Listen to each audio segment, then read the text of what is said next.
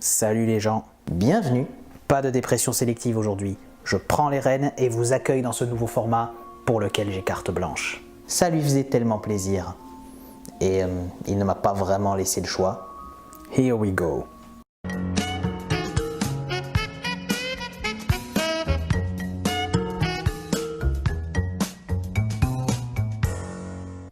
L'évolution est un phénomène continu. On l'a assez répété je crois, ça m'emmerderait de devenir aussi chiant que l'autre bigleux. Oh, ça va oui? Ah écoute Oedipe, on a dit c'est moi qui gère donc tu la fermes. Oedipe? Je vois pas le... Il dit qu'il voit pas le rapport. Ben le gars, il se crève les yeux à la fin de l'histoire. Ah oui? Eh! Donc les espèces changent tout le temps, sans faire de pause. Pour Papy Darwin, ce principe d'adaptation crée des petits changements graduels d'une génération à l'autre. C'est ce qu'il appelle la descendance avec modification. C'est ça le gradualisme. Les espèces évoluent toutes à la même vitesse, à un rythme régulier et sur de longues périodes. Lentement, mais sûrement.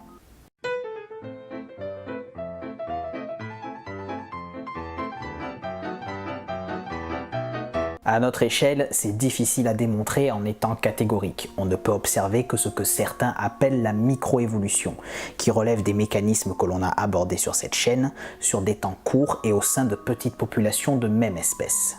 Pour étudier la macroévolution qui découle de la spéciation et qui se déroule sur des temps longs, on doit s'appuyer sur les données paléontologiques. D'ailleurs, les termes de micro- et macroévolution sont généralement utilisés pour créer une distinction artificielle entre les phénomènes. Ceux de microévolution actuels, observables, expérimentables et qui relèvent de la génétique, et ceux de macroévolution qui s'appuient sur les changements dans la morphologie des fossiles et leur classement en paléontologie. Cette séparation arbitraire repose donc essentiellement sur une différence d'échelle de temps, les deux phénomènes étant les manifestations du même processus d'évolution. Acermandax de la chaîne La Tronche en Biais fait d'ailleurs un très bon parallèle dans sa tronche de fake numéro 1.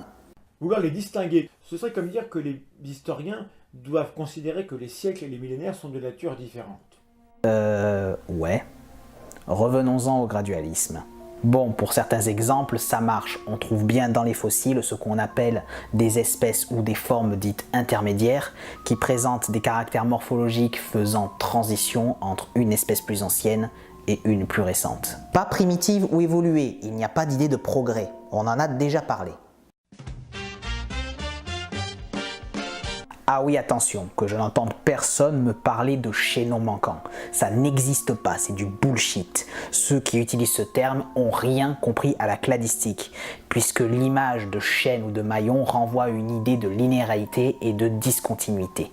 Pareil, si ces formes sont contemporaines, on peut certes imaginer des liens de parenté, mais on ne peut parler de rapport d'ancêtre à descendant que s'il y a succession d'un point de vue chronologique, donc dans les couches géologiques. De plus, on peut faire de la phylogénie avec les quelques fossiles que l'on a et éventuellement avec les espèces actuelles. Anatomie comparée, génétique... Mais on ne pourra jamais retracer la généalogie avec exactitude, nos données sont trop fragmentaires. Quand on étudie les liens de parenté, on cherche à définir qui est le plus proche de qui, et non pas qui descend de qui. Néanmoins, ça n'implique pas forcément qu'on puisse jeter le gradualisme à la poubelle, il faut le voir autrement. Il suffit de se dire que les espèces fossiles que l'on voit se succéder dans les temps géologiques et qui illustrent des étapes de transformation ne descendent pas les unes des autres, mais par leur apparentement, représentent la tendance évolutive de leur clade à plus grande échelle. Du coup, ces espèces intermédiaires ne sont pas non plus des ancêtres communs. On l'a dit dans l'épisode 3, je me cite... Un ancêtre commun est l'extrapolation d'un individu type représentatif d'une population qui, elle, fut variable, ce qui fait qu'il ne peut exister de fossiles d'un tel être. Bon voilà, mais pour d'autres cas, ça marche pas du tout. Certains clades ont très peu changé en des millions d'années d'évolution d'un point de vue physique. Du point de vue génétique, effectivement, on ne peut pas vérifier. C'est le cas des requins, des tortues ou des crocodiles pour ne citer que certains vertébrés. Je vous épargne les plantes et les insectes.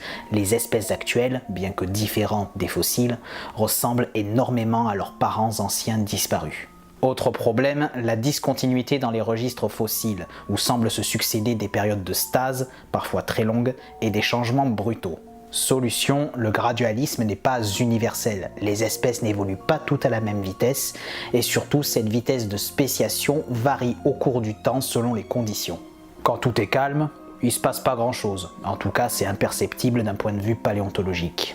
Par contre, quand il y a des grosses merdes qui surgissent sans prévenir, ça fait des crises écologiques et les taxons en présence, ou les caractéristiques de ces taxons, changent du tout au tout en des temps relativement courts, comme si on avait effacé et recommencé. C'est la théorie des équilibres ponctués.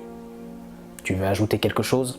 Ça rejoint la pensée catastrophiste avec succession, extinction, création de Georges Cuvier, non ? Grossièrement, un peu ouais. Dans les mécanismes, pas du tout. Bref, ça explique les gros changements dans la diversité du vivant après des cataclysmes ou des événements soudains d'un point de vue géologique comme l'explosion cambrienne par exemple.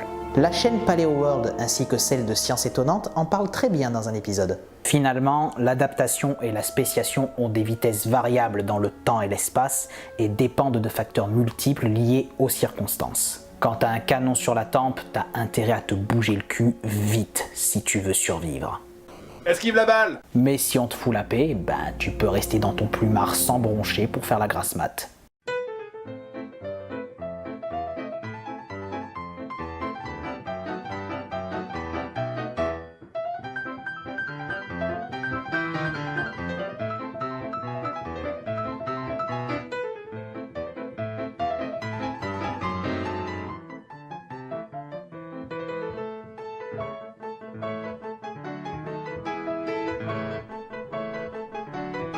Pour conclure, le gradualisme et les équilibres ponctués se complètent pour expliquer ce qu'on observe en évolution. Il n'y a jamais d'explication simple, c'est toujours une combinaison de plusieurs facteurs.